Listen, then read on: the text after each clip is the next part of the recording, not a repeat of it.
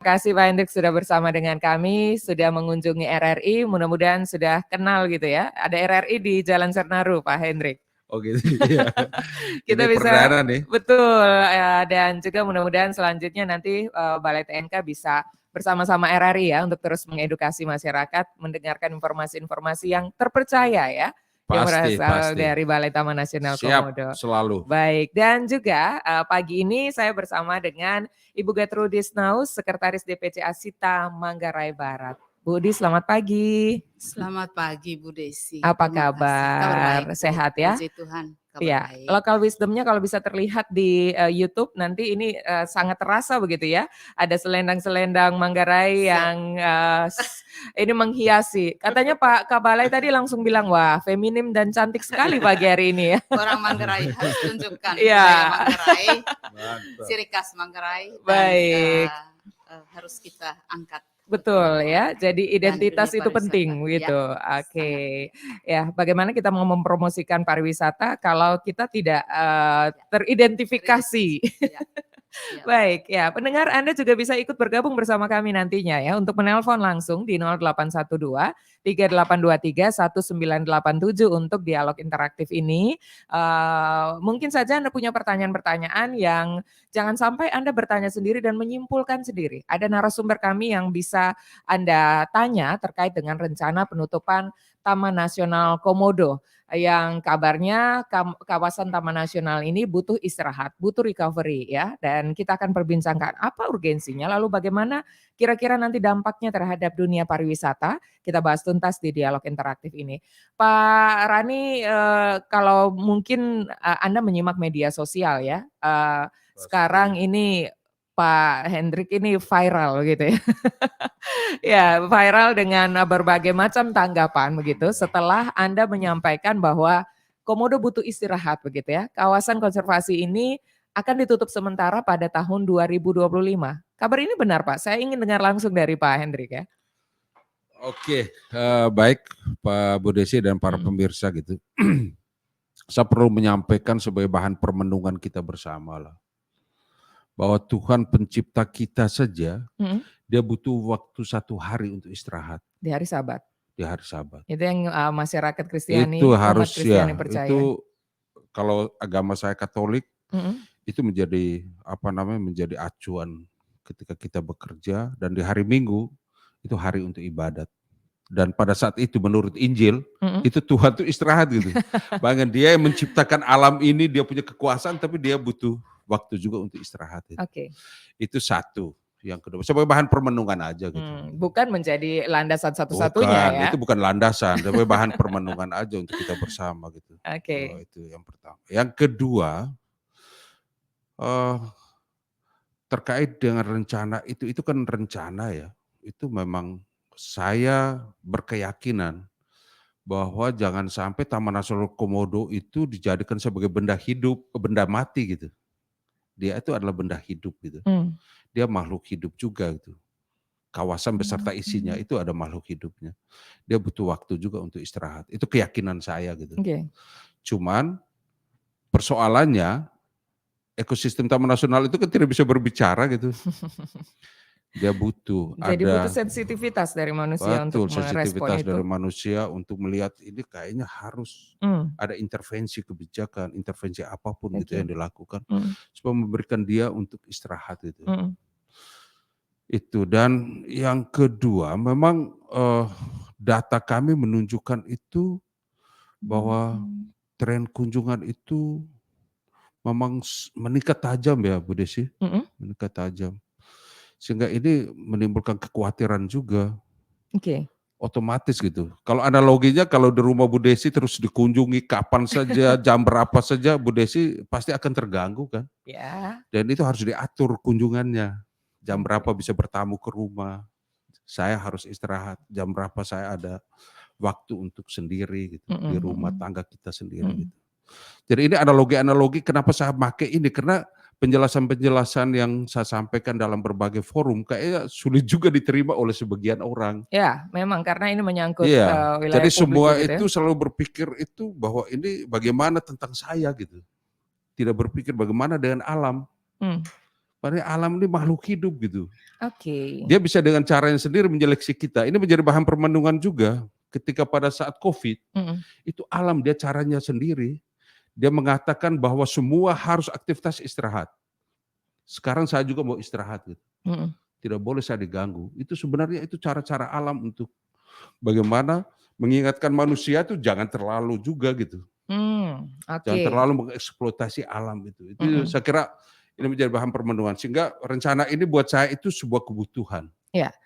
Dan itu memang harus dilaksanakan, tidak bisa tidak. Gitu. Oke, Pak Hendrik.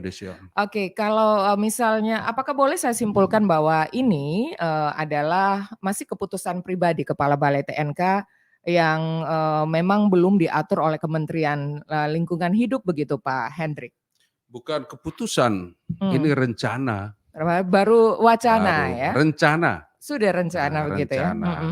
Dan itu juga sudah kita rencanakan karena memang kita melihat bahwa ada indikasi-indikasi yang memang alam Taman Nasional Komodo itu harus istirahat. Dan ini tentu pasti ada sejumlah tahapan yang harus kita lalui. Yang pertama itu konsultasi publik, karena ini area publik, areanya Bu Udis ini. Jadi kita harus konsultasi juga gitu. Kemudian nanti setelah itu sosialisasi. Setelah itu baru keputusan untuk menerapkan. Dan saat ini kita lagi bernegosiasi dengan ahli-ahli terkait gitu untuk melakukan kajian. Hasil kajian itu yang akan kita konsultasi publikkan, kita akan sosialisasikan. Cuman ini kan teman-teman kan terlalu emosional, terlalu khawatir. Itu bagian dari Anda melihat bagaimana respon publik begitu. Betul, ya? Ini memang sengaja saya lemparkan kepada publik biar itu dibicarakan, kita cari jalan yang terbaik sehingga nyaman.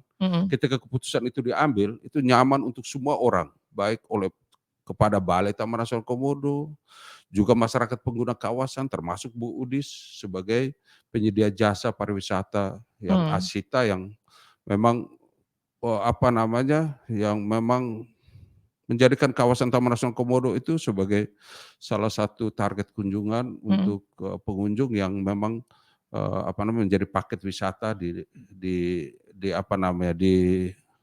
yang dijual ke para pengunjung yang berminat untuk berkunjung ke Taman Nasional Komodo. Saya kira itu Bu Desi. Iya, kalau boleh kita mundur sedikit ke belakang begitu ya Pak ya. Ini kan mulai ramai diperbincangkan, Anda mulai viral itu pertengahan Juli begitu ya. Mulai paling sering dicari oleh media saat ini begitu. Pada saat apa Anda mengungkapkan itu ya? Apakah memang ini terencana atau ini accidentally terjadi begitu Pak Hendrik? Jadi begini Bu Desi, terkait dengan kawasan Taman Nasional Komodo jangan sampai by accidentally. Jangan. Sudah pasti by planning. Harus direncanakan. Gitu. Kenapa ini dilemparkan, diwacanakan, dilempar ke publik? Ini adalah bagian dari perencanaan, bagian dari komunikasi publik gitu.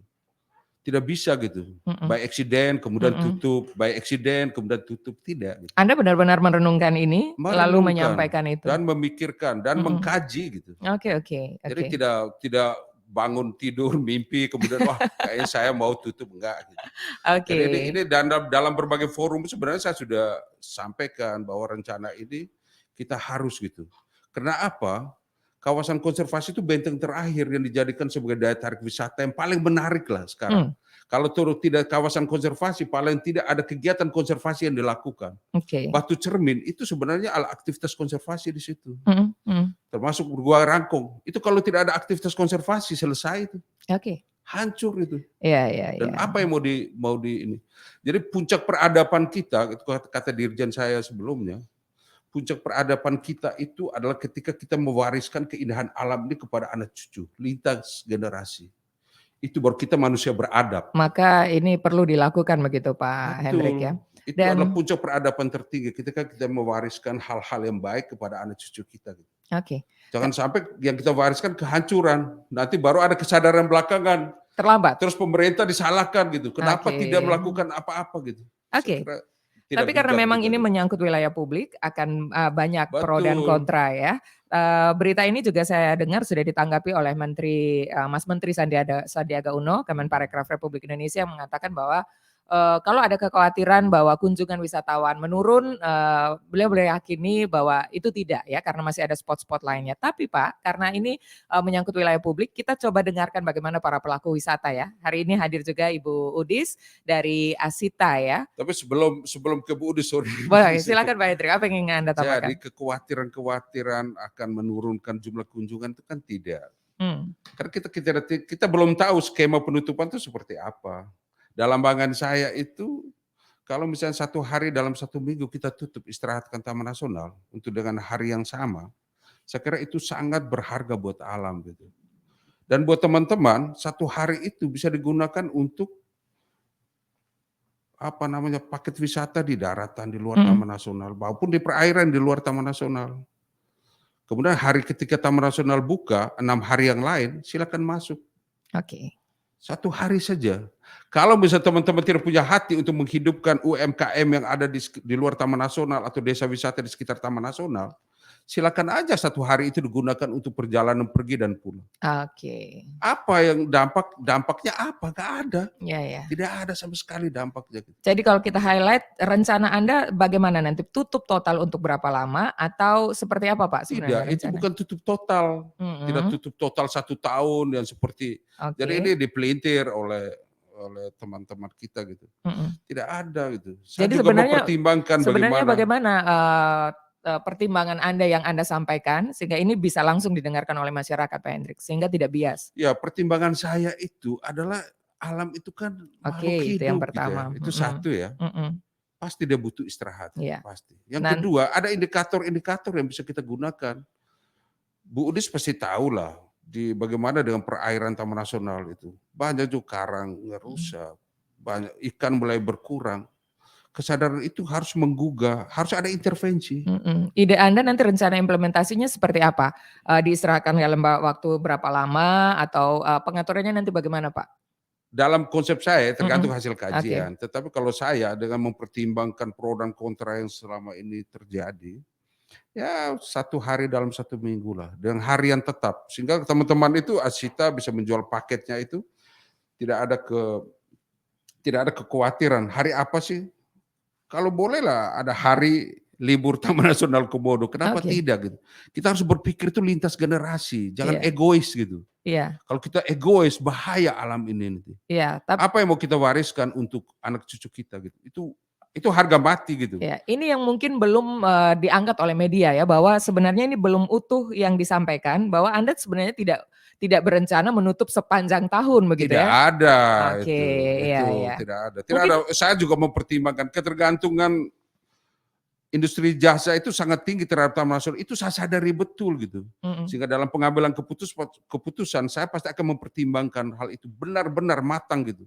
Kehadiran saya itu adalah untuk mensejahterakan masyarakat juga gitu. Kehadiran Taman Nasional Komodo. Nggak ada menyengsarakan masyarakat, nggak ada itu. Yang bikin heboh itu karena rencana Balai Taman Nasional Komodo menutup tahun depan begitu ya, tanpa ada durasi dan target. lain-lain. Namanya target waktu harus ada gitu. Tahun depan itu, tapi bukan tutup sepanjang tahun gitu. Makanya ini bagus juga informasi menarik. Saya berterima kasih ke RRI sudah memanggil saya untuk mengklarifikasi semua perdebatan pro dan kontra yang membuat saya juga cukup terganggu gitu. Kok bisa melebar kemana-mana gitu. Saya kira itu hal penting. Ibu Udis, tadi di awal ya kita masih agak sedikit runyam begitu ya. Ini sebenarnya apa? Karena saya juga termakan yang disampaikan di publik begitu ya. Sehingga kita hadirkan Pak Hendrik pagi ini begitu. Nah tadi kembali kepada pertanyaannya, rencana ini kan memang akan dikaji dulu ya untuk uji publik dan lain-lain untuk melihat respon masyarakat.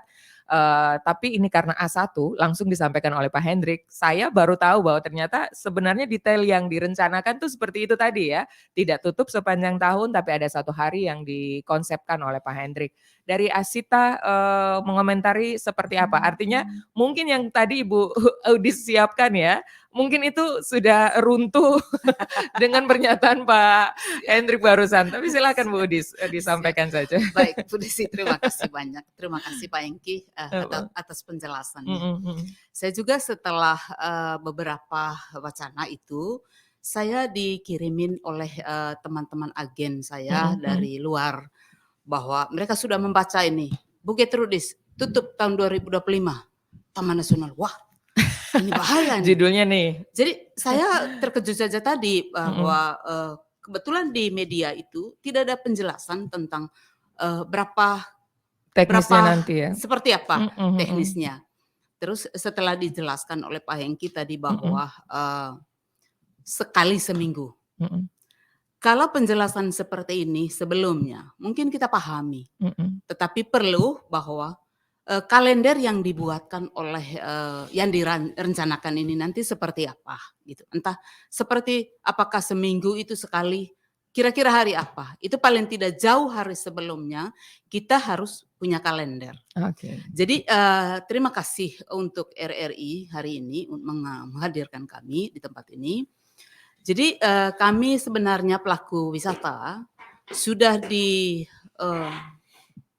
diberikan warning kemarin dengan COVID 3 tahun. Ngebayangin bahwa 3 tahun Taman Nasional kemarin tidak dikunjungi oleh siapapun. Begitu. Jadi dalam pemahaman kami bahwa 3 tahun ini sangat luar biasa. Efek traumanya masih sampai sekarang mungkin. Pasti dia bertumbuh dan berkembang di sana. Artinya itu. Kalau kita mau memikirkan alam itu bagaimana dia bernafas.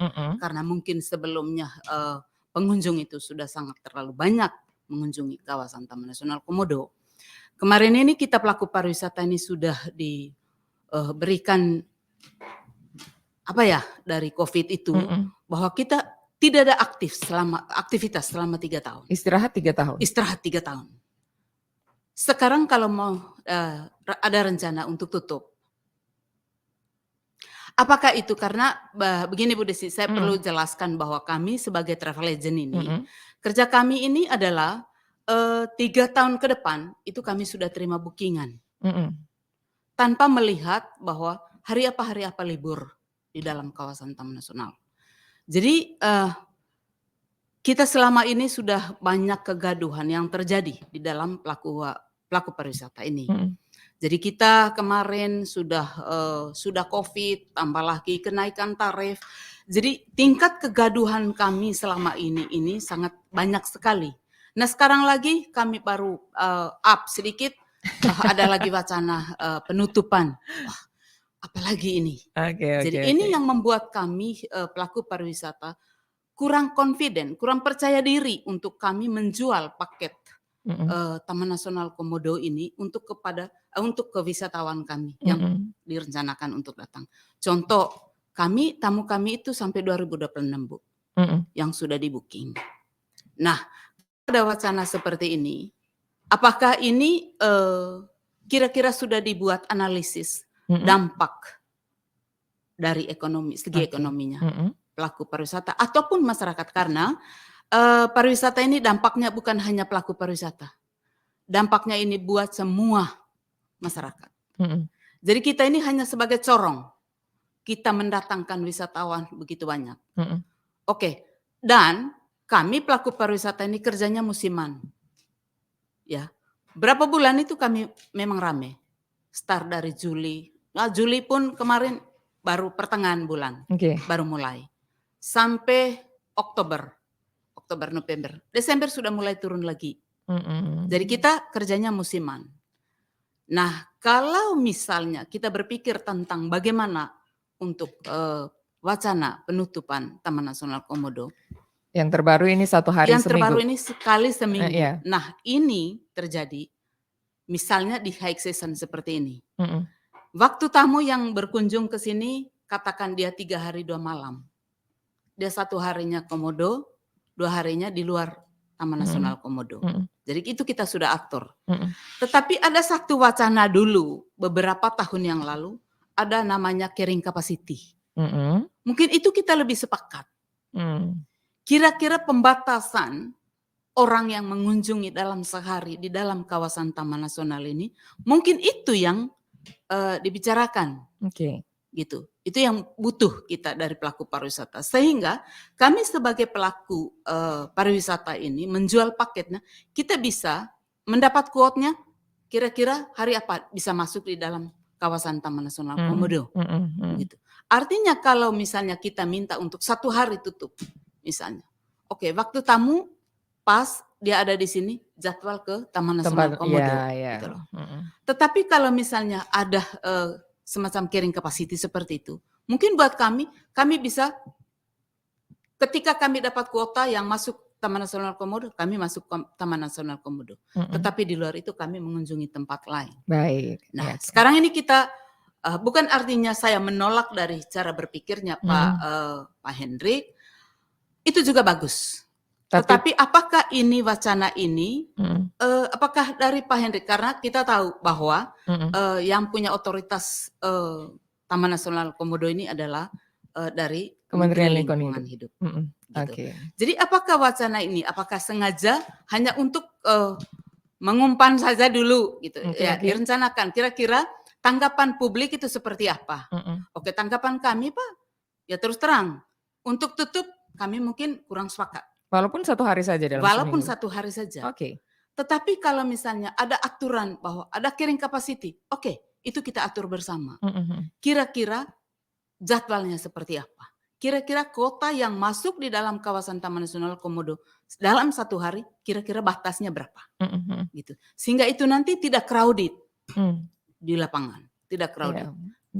Kita juga memikirkan tentang bagaimana ekonomi masyarakat swasta dan bagaimana untuk kepentingan alam itu sendiri. Saya sepakat itu, saya sepakat itu. Tetapi bagaimana cara mengatur yang baik supaya tidak terasa dirugikan, baik itu pelaku usaha maupun Taman Nasional itu sendiri, di mana alam yang kita pikirkan. Ya, gitu. Mungkin untuk sementara demikian. Nah, sebelum ditanggapi oleh Pak Hendrik, saya undang juga pendengar untuk bisa bergabung bersama kami di 0812-3823-1987. Boleh chat, boleh juga telepon langsung ya. Sudah ada beberapa yang masuk melalui chat.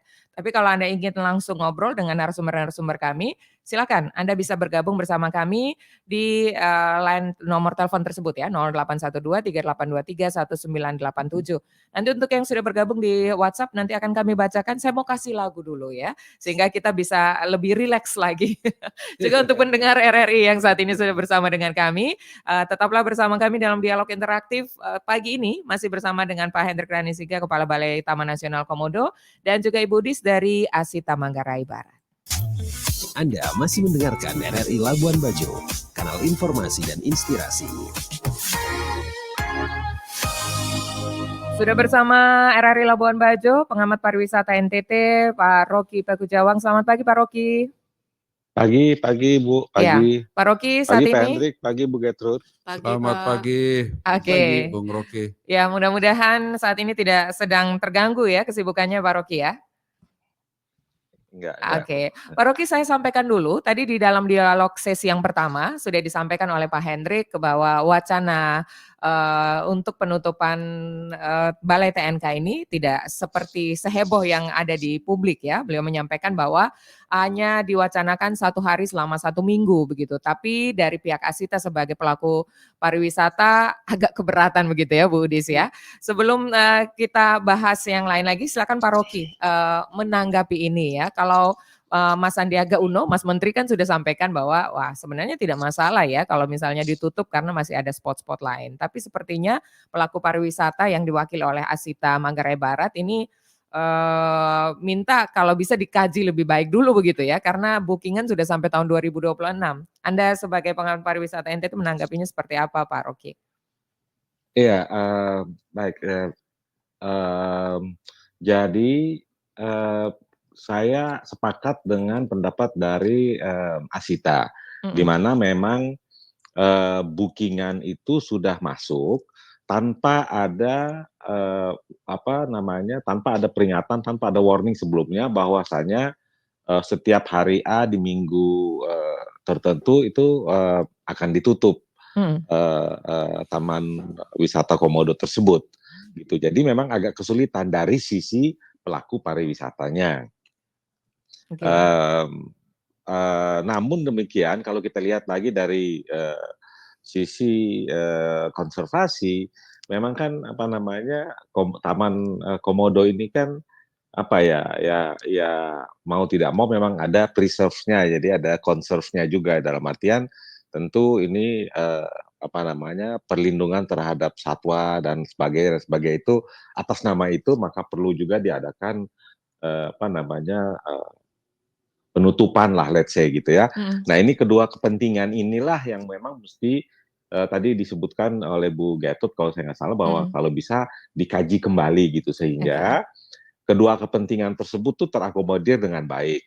Pak Sandi sebagai menteri tentu juga punya punya point of view sendiri bahwasanya memang tidak masalah dan memang saya yakin juga oleh industri juga sebetulnya tidak masalah juga kalau itu direncanakan jauh sebelumnya sehingga para pelaku pariwisata itu dapat memberitahu sebelumnya bahwa pada tanggal tertentu bulan April tahun 2025 mohon maaf Taman Wisata Komodo itu forbid atau tertutup karena alasan tertentu dan pengunjung saya yakin akan mengerti bahwasanya ada maintenance lah, let's say ya, kata kita pakai bahasa sehari-hari lah gitu. Tetapi kalau tidak, ini agak sulit. Sulitnya artinya bahwa kita terkesan tidak ada koordinasi sama sekali. Nah ini loh, jadi kata koordinasi ini kan kadang-kadang memang barang langka buat kita gitu ya, sulit buat kita lakukan. Nah, kenapa gitu? Karena memang ini selama ini kepentingan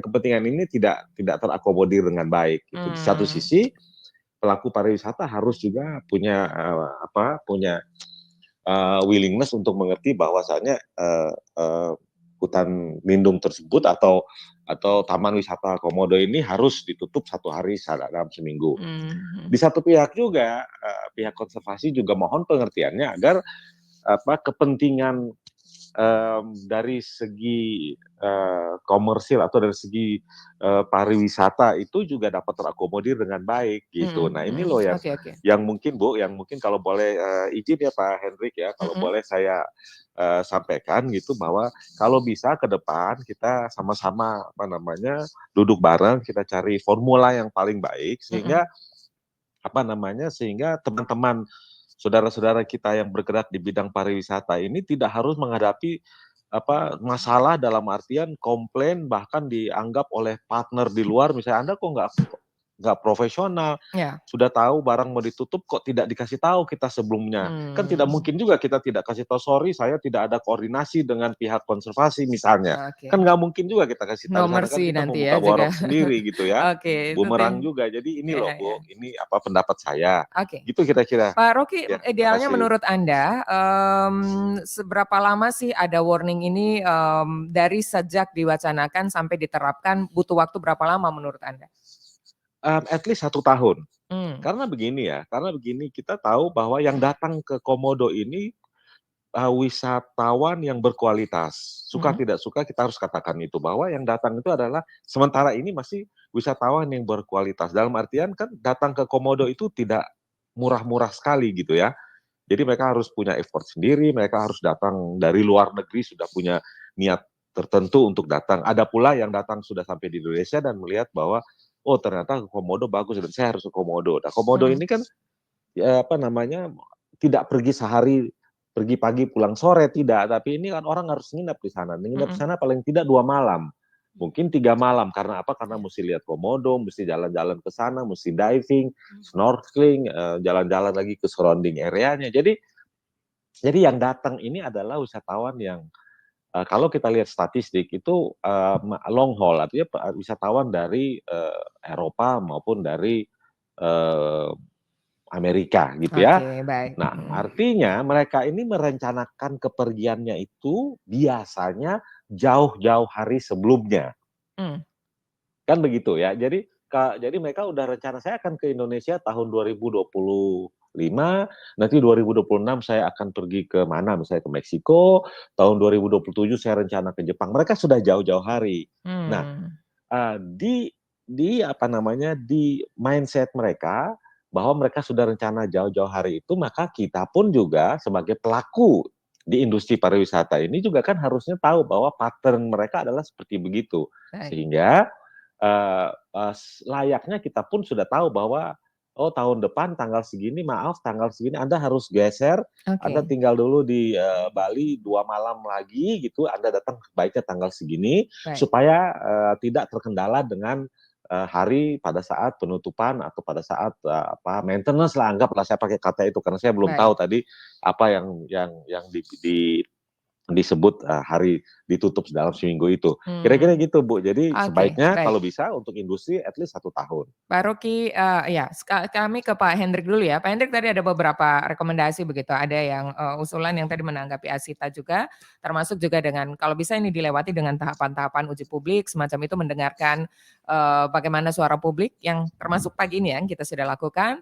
Lalu juga kalau bisa idealnya itu jangka waktunya jangan terlalu dekat dengan saat nanti diberlakukan begitu. Walaupun ini direncanakan nanti tahun 2025 saya baca di media itu pertengahan tahun ya, berarti mendekati 1 tahun lah dari ide ini ya begitu ya Pak. Pak Hendrik silakan ditanggapi dulu ini Pak Rocky dan juga Bu Udis tadi. Ya banyak isu ya tadi disampaikan gitu ya. Betul. Ya saya kembali ke Bu Udis dulu. Bu Udis mungkin dengan dialog hari ini mudah-mudahan bisa lebih confidence dalam memasarkan atau menjual paket wisata ke Taman Nasional Komodo gitu ya. Yang pertama saya sepakat juga bahwa carrying capacity itu menjadi sesuatu yang harus diterapkan gitu. Tetapi itu terkait dengan jumlah pengunjung Bu Udis. Jumlah pengunjung maksimum yang diizinkan untuk beraktivitas di sebuah destinasi. Dan itu tentu harus didasarkan pada kajian. Saat ini kita sedang bekerja sama dengan BPO LBF, kemudian dengan Magister Kajian Pariwisata UGM. Mudah-mudahan dalam waktu dekat itu sudah dilakukan kajian untuk update berapa sih carrying capacity yang cocok untuk Taman Nasional Komodo. Karena sudah banyak kajian juga sebelumnya, tetapi kita harus update yang terbaru gitu. Nah, itu yang kedua. Dan yang paling penting itu yang kadang-kadang miss juga, bahwa sebenarnya ketika Bu Udis dan teman-teman itu menjual paket wisata, itu kan pasti ada hari di mana stay di Labuan Bajo dulu, atau paling tidak untuk melakukan penerbangan dulu. Gitu. Sebenarnya kalau saya hitung-hitung sebenarnya tidak ada hari yang hilang untuk ketika mereka menjual paket wisata, tidak ada gitu. Oke, nanti ditanggapi Saya lagi. kurang paham gitu, apa sebenarnya yang menjadi kegelisahan Bu Udis dan teman-teman ketika misalnya 1 hari ditutup untuk Taman Nasional Komodo, kemudian itu dilakukan untuk penerbangan. Kalau tidak, maka saya bilang dari awal, kalau tidak ada hati untuk menghidupkan industri jasa di luar Taman Nasional Komodo, gunakanlah itu untuk penerbangan datang atau penerbangan pulang. Oke, itu kita dari luar ya, begitu ya, melihat begitu ya. Tapi apakah ini mudah diterapkan? diterapkan? Makanya Bu Udis dan teman-teman yang bergerak di industri pariwisata harus mendesain paket seperti itu. Katakanlah begitu gitu loh. Kalau memang misalnya katakanlah sudah tiba di Labuan Bajo, ya udahlah aktivitas di Batu Cermin, desa wisata ini kan itu pada kan saat hari kita harus libur ya, dukung programnya Pak Bupati sudah menetapkan berapa sejumlah desa wisata. Kalau tidak ada intervensi kebijakan, selesailah desa wisata itu hanya launching. Ini tanggung jawab moral Bu Udis dan teman-teman, termasuk Pak Rocky gitu. Ya, ini karena belum menghidupkan sefrekuensi program saja ini. begitu ya. Jadi ini kan ini sesuatu yang biasa. Saya bilang ini sesuatu yang biasa dalam namanya manajemen destinasi, manajemen kunjungan gitu. Itu harus kita atur gitu. Jangan sampai alam dikorbankan gitu. Atau ada beberapa kebijakan pemerintah daerah yang sudah menghidupkan desa wisata, teman-teman pokoknya Taman Nasional Komodo gitu. Itu brandingnya Janganlah gitu ya. Bajo soalnya. Aduh, iya. Walaupun demikian gitu, kita aturlah distribusi kunjungan ini. Kita harus bijak juga melihat. Belum lagi kita bicara tentang keberlanjutan. Jangka panjang lah. Saya bilang tadi puncak peradaban seseorang itu adalah kita mewariskan hal-hal baik kepada generasi lebih selanjutnya. Itu dalam sekali gitu kata Pak Dirjen saya sebelumnya. Terkait dengan Bung Rocky gitu ya, saya harus luruskan ini, jangan sampai terus publik melihatnya itu Taman Nasional Komodo itu adalah taman wisata alam gitu, tidak gitu. Dia taman nasional, dia memegang 3 fungsi gitu. Paling tidak 2 fungsi yang paling utama itu adalah fungsi perlindungan dan fungsi pengawetan. Itu yang pertama malah. Itu kalau jadi bukan taman wisata ya Bung Rocky ya. Jadi ini kita luruskan dulu. Ini taman nasional gitu. Dia memegang 2 fungsi yaitu fungsi perlindungan dan fungsi pengawetan. Wisata itu kesekian gitu. Tapi ini sudah namanya keterlanjuran bahwa ini menjadi destinasi utama dari wisata. Oke lah gitu. Tetapi nggak boleh kita serakah juga, kita egois gitu.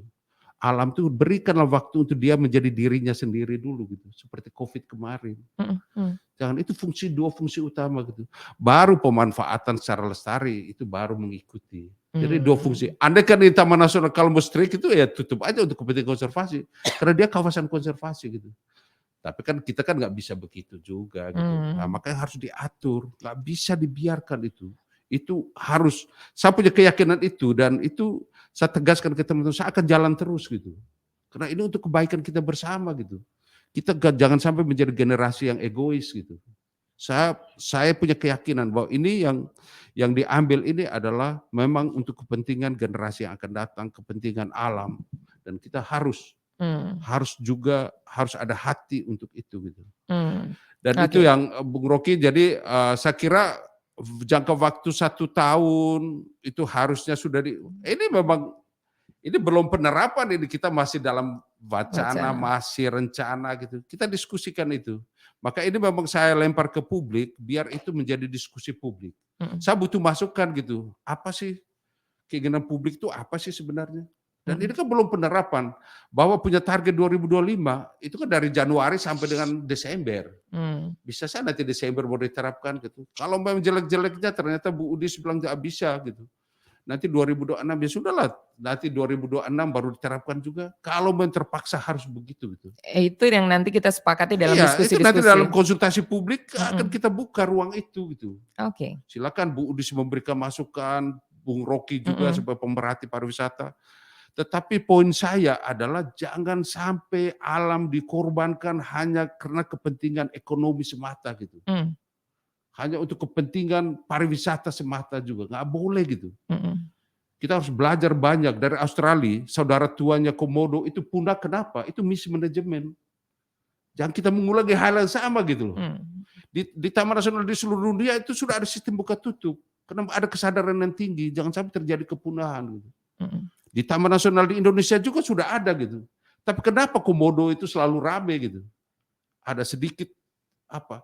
Tapi saya yakinkan ke teman-teman termasuk Pak Udis dan Bung Rocky bahwa ini untuk kebaikan kita bersama, bukan hanya untuk kepentingan Balai Taman Nasional Komodo. Nggak ada itu tuh. Baik, ya. Kembali ke Bu Udis dulu ya. Bu Udis, ini kan dua-dua nih memperjuangkan kepentingan ya. Ada kepentingan pelaku wisata dan wisatawan dan kepentingan Komodo begitu ya untuk konservasinya begitu. Nah, tadi yang di-highlight oleh Pak Hendrik, saya akan jalan terus begitu ya, dengan tentu melewati tahapan-tahapan publik, uji publik dan lain-lain. Sebelum kita ke Bung Rocky ya, ke Pak Rocky, Bu Udis nanti silakan ditanggapi yang sudah disampaikan oleh Pak Hendrik tadi. Baik, terima kasih Pak Hengki atas segala penjelasannya. Jadi ada tadi saya petik dari Pak Hengki punya pernyataan bahwa kenapa mesti Komodo gitu loh. Jadi saya sebagai pelaku pariwisata saya bersyukur kepada Tuhan bahwa Tuhan menganugerahkan ini di Labuan Bajo dan Kelimutu gitu ya. Kita di Flores. Artinya 2 pintu masuk ini menjadi ikon ya. Kenapa sampai orang luar negeri dari segala penjuru datang gitu. Karena kita punya anugerah dari Tuhan bahwa yang sangat luar biasa. Dan ini kita perlu syukuri. Nah, siapa sih manusia yang mau berharap bahwa Komodo itu punah? Tidak dong. Semua kita berharap bahwa kita harus menjaga lingkungan ini. Kita harus menjaga demi anak cucu kita ke depan. Kalau cara menjaganya seperti usulan Pak Hendrik, Bu Udis tadi sempat tidak setuju. Jadi bagaimana menurut Bu Udis caranya? Seperti yang disampaikan Pak Hengki bahwa harus gitu ya.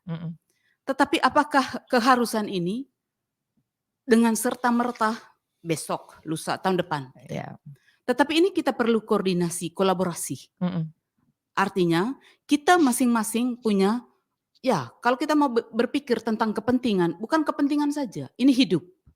Gitu.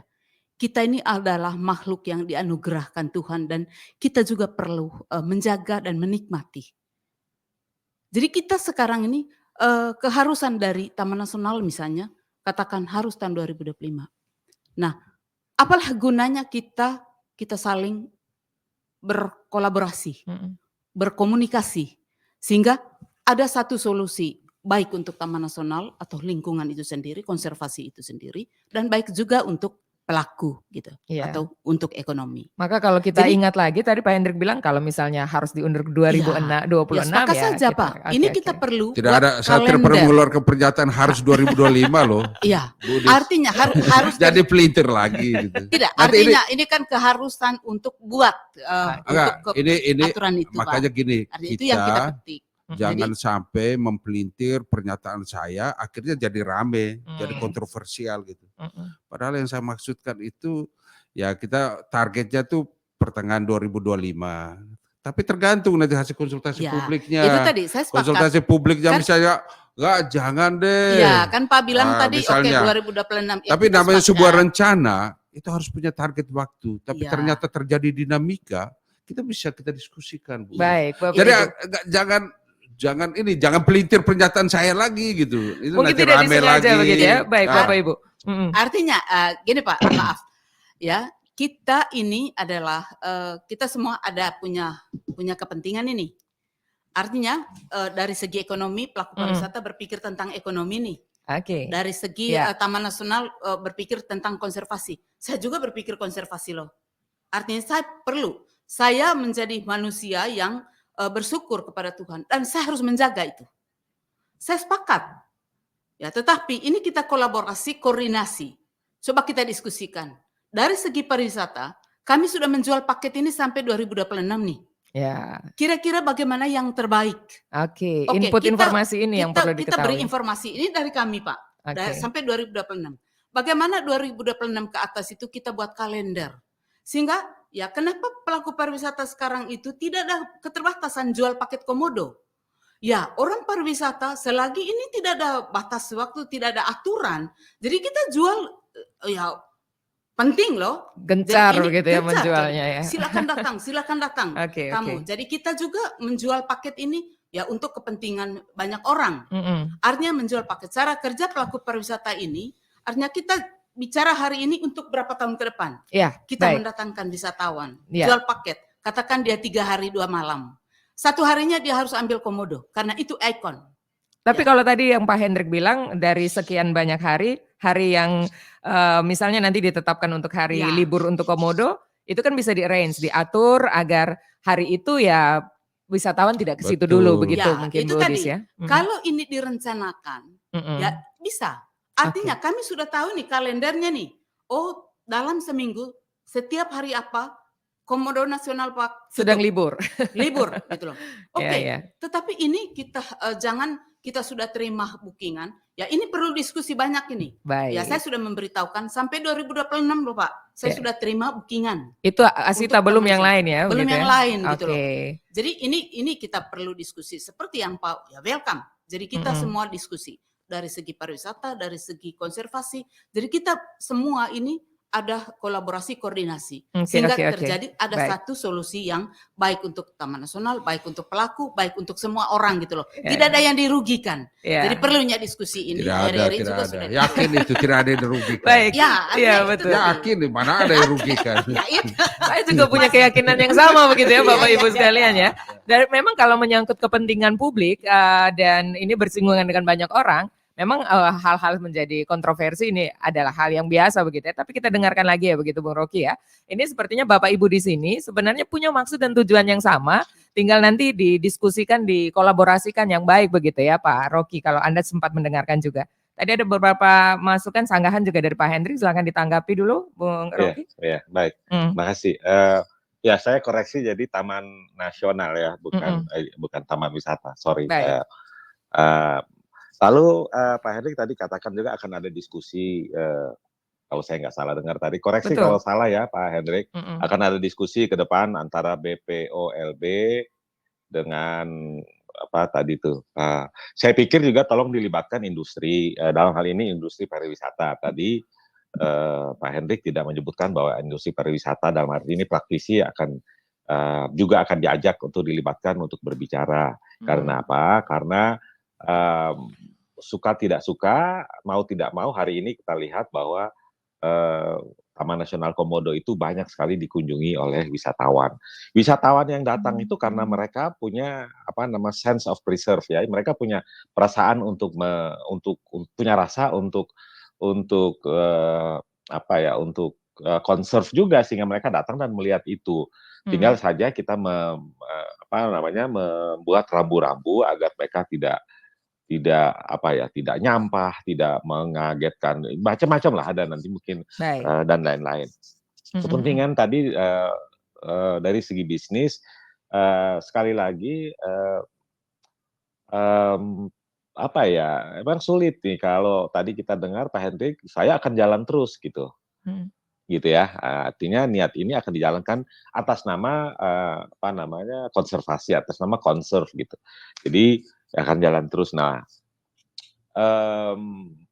tadi di awal saya sampaikan bahwa suka tidak suka kita lihat hari ini kunjungan ke NTT secara umum, lalu Flores, khususnya Labuan Bajo itu salah satu main point daripada orang mengunjungi Labuan Bajo, mengunjungi NTT, Flores atau dalam kurung Labuan Bajo itu adalah Komodo Dragon itu sendiri, ya kan? Jadi niat-niat kita semua ini sebetulnya baik, sebetulnya tinggal sekarang rasa saling memiliki ini yang perlu dibangun. Ini mungkin selama ini belum terlalu dirajut nih, mungkin ini RRI perlu nih ngerajut terus ini. Siap, sehingga baik, akan ada relationship yang baik antara pihak dari Pak Hendrik maupun pihak dari pengusaha, pelaku, Asita maupun asosiasi yang lain gitu. Oke.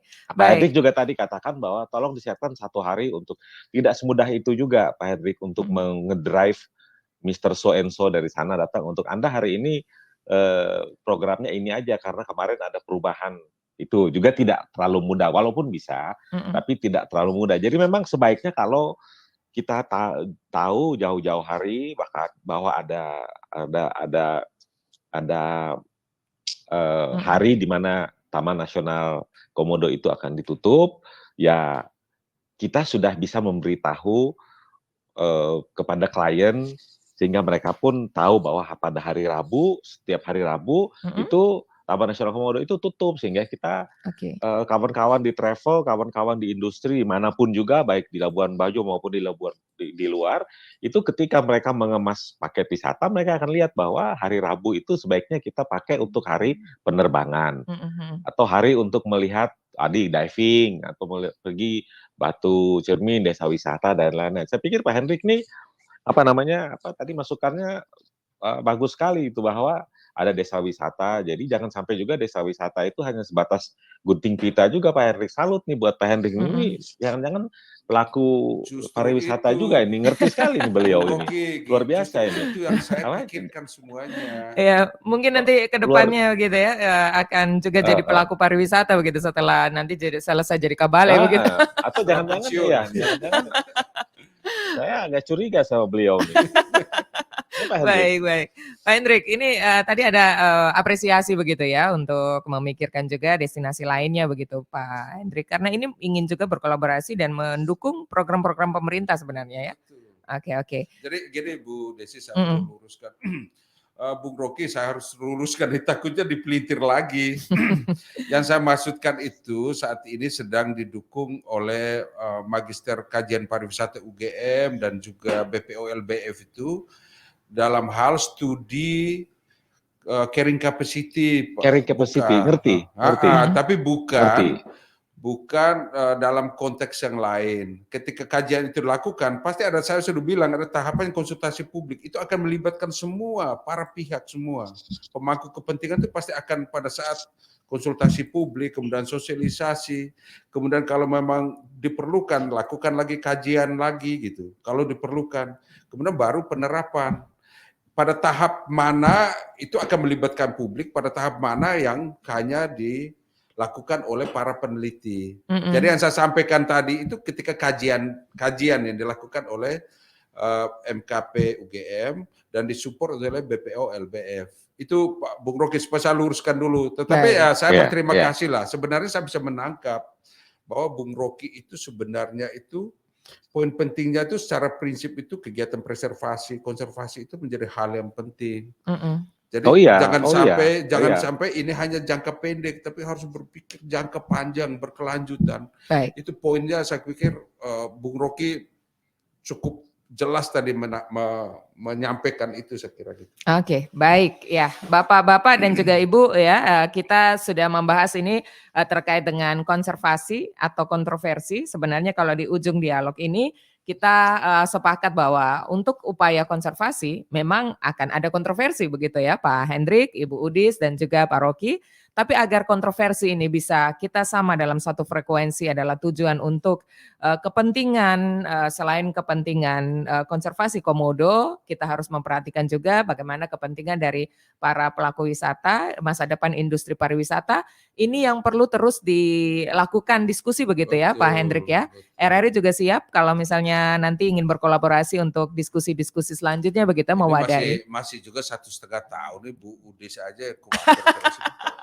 Bu Udis kita sih bukan khawatir karena apa ya? Artinya kita sudah menjual paket nih. Oke. Apa-apa. Tapi informasi ini perlu diketahui Pak Hendrik sebenarnya ya. Seperti yang Pak Rocky bilang tadi bahwa tidak bisa serta-merta. Hari ini kita bisa ubah dia, tidak bisa. Karena dia sudah punya planning gitu. Ya. Dia sudah punya planning, tahun ini saya ke Indonesia. Di mana di Indonesia? Di Komodo gitu. Artinya kita menjual, sebenarnya kita sudah jual yang lain. Tamu yang datang ke Labuan Bajo itu minimal 3 hari. Length of stay-nya dia itu minimal 3 hari.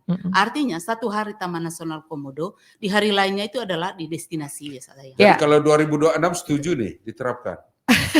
Ya, awas dipelintir Bu Udis ya. Itu tidak bisa untuk bahwa saya setuju. Kita belum tahu yang lain nih. Baik, kita belum tahu yang lain. Jadi ya. teman-teman agen yang lain itu bisa saja dia sudah menjual paket seperti apa, tetapi perlu kita bicarakan terus-menerus. Seperti apa tanggapannya nanti. Siap. Sepakat. Sepertinya ini harus ada jilid 2 untuk kita ngobrol-ngobrol lagi begitu ya Pak Hendrik ya. Karena waktunya ini sudah terbatas, kita harus lanjutkan dengan program lainnya. Tapi saya harapkan pulang dari sini Pak Hendrik dan Bu Udis WA-nya masih baik-baik begitu ya. Pasti ini adik. Untuk kolaborasi juga Pak Rocky yang bergabung juga di WhatsApp. Kami sering komunikasi. Baik, Dekat sekali. Sangat dekat bahkan. Baik ya, tapi karena memang memperjuangkan beberapa kepentingan, ini harus kita punya semangat yang sama begitu ya. Terima kasih Pak Hendrik sudah bersedia hadir di sini. Ya karena Pak Hendrik ini jadi artis beberapa waktu ini begitu ya, banyak sekali dicari oleh media. Bu Udis juga terima kasih sudah bersedia hadir. Pak Rocky terima kasih sudah bergabung melalui line telepon. Selamat pagi untuk semua yang sudah bergabung. Tapi saya titip pertanyaan, saya bacakan ya Pak Hendrik ya, walaupun nanti bisa dibalas di lain kesempatan. Ini ada pendengar kita yang bergabung, izin mau bertanya kepada Kepala TNK terkait penggunaan drone, di mana salah satu syarat untuk pembelian tiket drone harus mempunyai SIMAKSI. Tapi kenapa TNK memberikan SIMAKSI kepada pilot drone yang tidak mempunyai lisensi? Dan yang kedua, kenapa tiketnya ditulis handycam profesional bukan drone? Ya, walaupun ini nanti akan kita bahas lagi berikutnya ya, Pak Hendrik. Tapi apa mungkin Anda ingin menanggapi sedikit? Yang jelas penggunaan drone itu ada zonasinya. Karena kenapa? Karena kita khawatirkan itu bisa mencelakakan satwa liar yang ada atau juga pengunjung gitu. Itu. Kemudian terkait dengan PNBP itu wajib lah gitu. Kita sebagai warga negara yang baik itu harus mensupport ini. Supaya negara punya pendapatan. Berlaku umum atau berlaku khusus? Ada ini karena ada kecurigaan nih katanya kok ada yang diberlakukan ada yang tidak Pak? Enggak, kalau gitu kan ya di mana-mana namanya sebuah manajemen itu pasti ada plus minusnya gitu. Kalau ada kecolongan itu ya kami minta maaf ya, dan itu oknum tentu, bukan ya oknum gitu ya. Yang jelas semua diwajibkan. Baik. Harus tapi kalau misalnya ada keluhan semacam ini agar bisa ditangani secara organisasi, secara kelembagaan, Anda ingin masyarakat menyampaikannya melalui apa Pak nanti? Nanti bisa pakai medsos kami, Instagram kami, kemudian juga bisa datang ke kantor untuk menyampaikan komplain-komplain itu ya. Komplain itu. Atau bisa kita kan di destinasi di seperti Lobuaya, Padar dan Loliang atau di kampung itu kan ada petugas juga. Baik, kalau memang silakan disampaikan. Baik Pak Kita Hendrik. akan bicarakan. Terima kasih. Selesaikan, carikan solusinya. Siap. Terima kasih Bapak Ibu sekalian dialog ini. Terima kasih Bu Desi, terima kasih para pemirsa di seluruh tanah air. Baik, dan terima kasih juga untuk Anda yang sudah mendengarkan acara ini, bisa didengarkan dan disimak kembali di YouTube channel RRI SP Labuan Bajo. Saya Desi Natalia, selamat siang. Anda masih mendengarkan RRI Labuan Bajo, kanal informasi dan inspirasi.